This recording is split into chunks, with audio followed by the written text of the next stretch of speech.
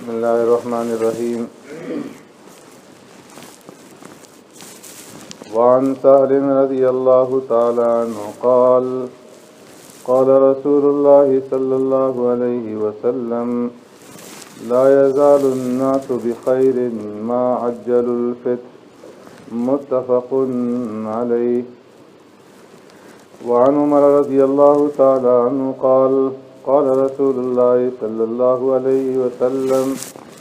إذا أقبل الليل من هاهنا وأدبر النهار من هاهنا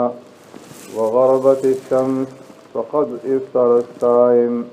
متفق عليه أو كما قال عليه الصلاة والسلام صدق رسول الله صلى الله عليه وسلم. حضرت سال رضی اللہ تعالی عنہ روایت فرماتے ہیں آقا نامدار سرور کائنات رحمت دو عالم صلی اللہ علیہ وسلم نے ارشاد فرمایا، جب تک میری امت کے لوگ افطار میں جلدی کرتے رہیں گے تو وہ خیر کے اوپر باقی رہیں گے. اس حدیث مبارکہ میں پیارے پیغمبر صلی اللہ علیہ وسلم نے افطار میں جلدی کرنے کا حکم دیا ہے. پیارے پیغمبر صلی اللہ علیہ وسلم کی سنتوں میں سے یہ بھی ایک سنت ہے کہ جس وقت روزہ کھولا جائے اور غروب آفتاب کا یقین ہو جائے کہ سورج غروب ہو چکا ہے تو اس کے بعد پھر دیر نہ لگائی جائے بلکہ فوراً ہی روزہ افطار کر لیا جائے. قرآن کریم میں اللہ رب العزت نے روزے کا جو وقت بیان فرمایا تو اس میں اللہ نے فرمایا کہ ثم اتم الصیام الی اللیل، کہ سحری کھاؤ اور جب صبح صادق ہو جائے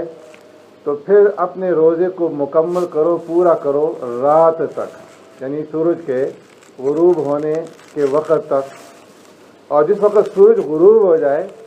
تو اس کے بعد فرمایا کہ روزہ افطار کرو. دوسری حدیث میں پیارے پیغمبر صلی اللہ علیہ وسلم نے اشارے سے سمجھایا کہ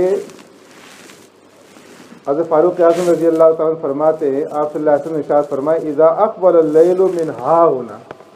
کہ جس وقت رات اس طرف سے آ جائے، یعنی مشرق کی طرف سے رات جو ہے وہ آ جائے، وادبر النہار من ہاہنا، اور اس طرف سے دن چلا جائے یعنی مغرب کی طرف سے، وغربت الشمس، اور سورج غروب ہو جائے تو فرمایا کہ اب جو روزے دار ہے فرمایا کہ وہ صاحب افطار بن گیا. یہاں پر سرکار دو عالم صلی اللہ علیہ وسلم نے جو الفاظ استعمال فرمائے کہ روزے دار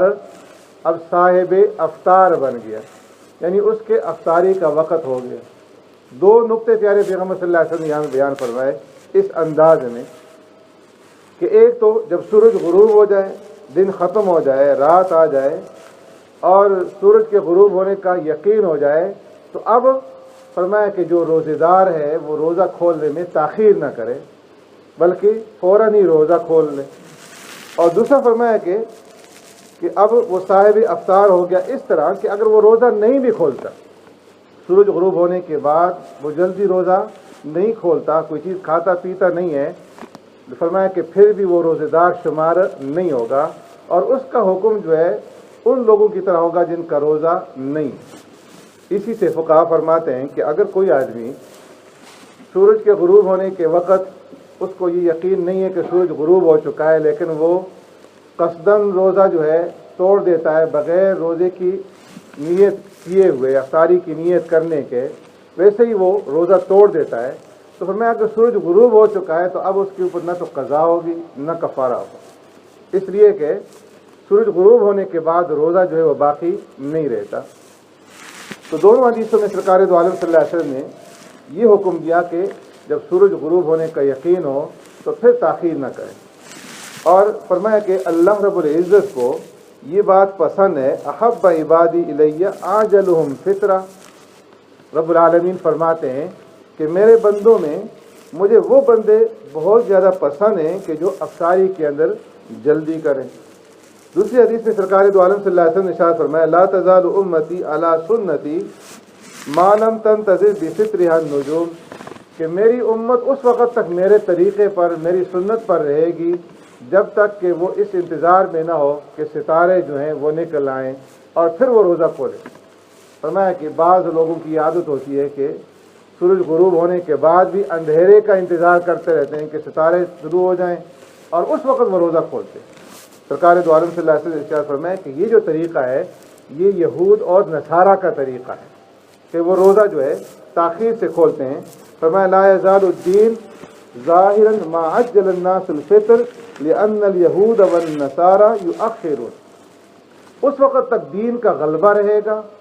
اور دین جو ہے وہ سربلند رہے گا جب تک کہ لوگ افطاری کے اندر جلدی کرتے رہیں گے، اس لیے کہ یہود اور نصارہ یؤخرون، وہ تاخیر کرتے